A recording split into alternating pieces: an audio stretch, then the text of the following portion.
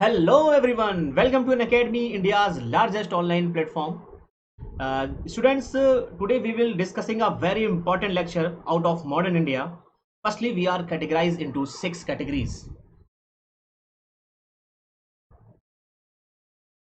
In modern history, we are divided into 6 categories. Firstly, first stage 1600 to 1707. Then 1707 to 1764, 1764 to 1857, 1857 to 1905, 1905 to 1915, and 1915 to 47.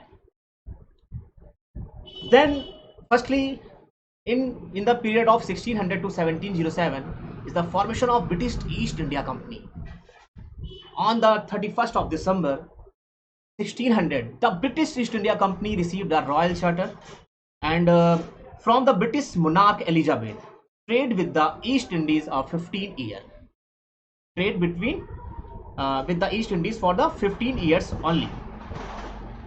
Then another period 1707 to 1764. It's known as a decline period of the Mughals. After the death of Aurangzeb, 1707, Mughals are very weak. In Bengal, the Mughals emperor completely waived off custom duties for trade for the company in 1717. Then company misuses the privileges, that's known as Battle of the Plassey in 1757. The Battle of the Plassey, the Nawab of Bengal was defeated by the British and the British's puppet was placed on the throne. Then battles of Buxar in 1764.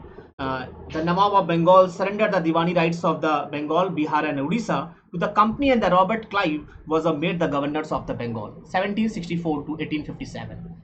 The rise of the Britishers. Company rule effectively start with the Battle of Buxar in 1764.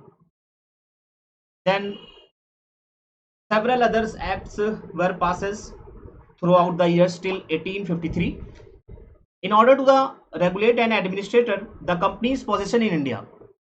In 1857, the revolt of 1557 is a very important topic for prelims and mains UPSC CSC. The revolt of 1557 was primarily brought about because of the company apathetic policies and the corruptions. Then result is also entered the company's rule over and the control went directly into the hands of the British government through the Government of India Act 1858. And the next phase is 1905 to 1915 is a very important for the modern history. Indian national movements divided into 2 categories. Firstly, extremist phases, Lal Bal Pal, and the moderate phases. There are the very important phases in the modern Indian national movements. Then in 1915, in 1885, Indian National Congress, formation of the Indian National Congress. Then on other hand, 1915 to 1947, on the 9th of January 1915, father of the nation Mahatma Gandhi reached India. This date celebrated Pravasi Bharati Divas. It's a very important topic because it's also known current affair questions every year. Pravasi Bharati Divas celebrated of the 9th of January.